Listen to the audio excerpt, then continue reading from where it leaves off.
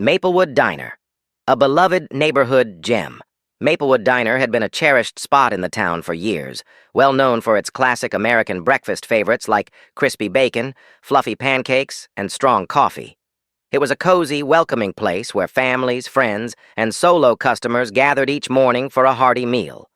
But what most customers didn't know was that the diner was not just another local eatery, it was part of a successful restaurant empire owned by Daniel Carter, the man behind Maplewood Diner. Daniel Carter, a savvy businessman, had been successful in owning several restaurants, but he preferred to keep a low profile. Most customers assumed that Mr. Harris, the manager who worked behind the counter, was the owner. However, Daniel visited his businesses incognito, often wearing casual clothes to blend in with the regular crowd.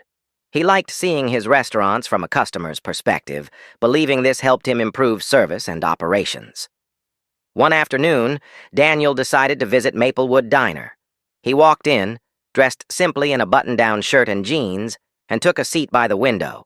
The diner was busy, with familiar faces and the sounds of happy chatter filling the air. Daniel enjoyed the warmth of the diner, savoring the nostalgia and the familiar scent of freshly brewed coffee. The unfortunate encounter.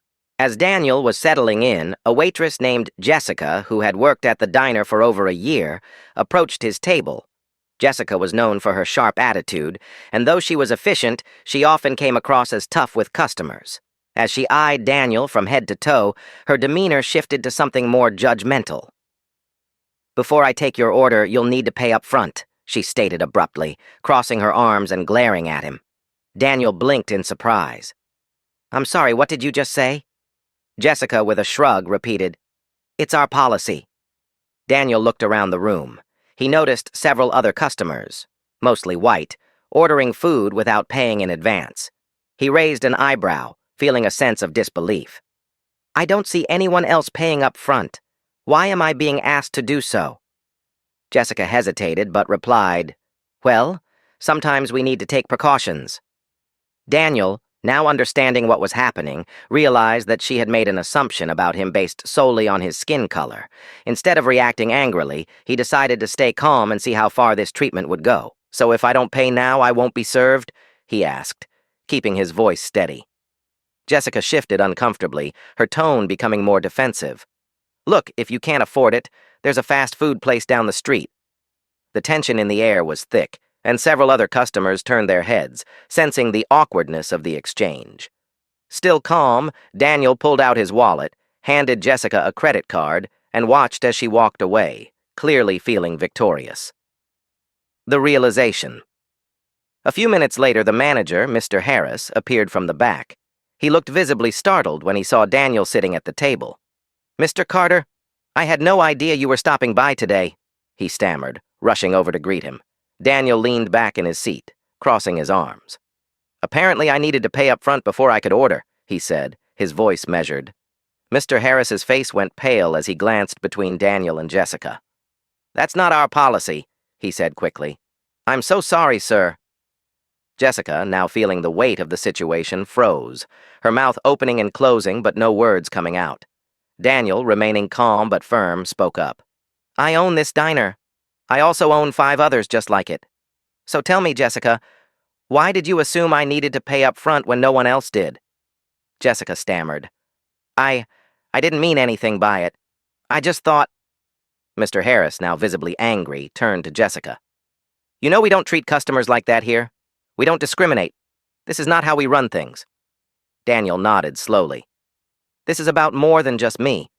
If I walked in here as a regular customer and was treated this way, how many other people have experienced the same discrimination? How many people have you turned away or treated unfairly because of assumptions based on their appearance?" Jessica's face turned bright red as she lowered her gaze, unable to meet Daniel's eyes.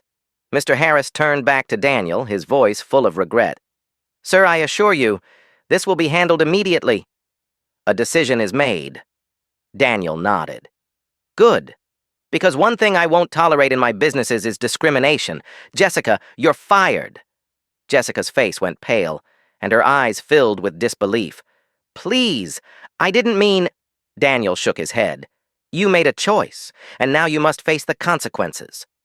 With a mixture of regret and shame, Jessica removed her apron, her face burning with humiliation. She walked out of the diner, her head hanging low.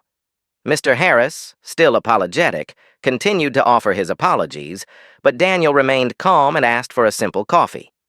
Daniel had already made his decision. Maplewood Diner would be better off without employees who upheld such discriminatory practices. As he sipped his coffee, Daniel reflected on the importance of fairness, respect, and equality for all customers.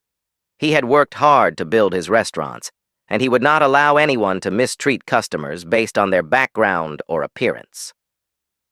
A change for the better. That day, Maplewood Diner underwent a transformation. It was no longer just a popular spot for great food. It became a symbol of fair treatment and equality.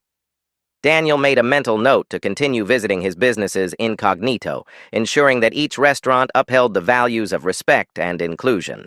The next time Daniel visited the diner, he did so in the same low-key way, enjoying his meal just as any regular customer would. After all, the true test of any business isn't how it performs when people are watching, but how it treats every customer, no matter their race, appearance, or background. If you believe in the importance of fairness and equal treatment in all businesses, share this story with your friends and family.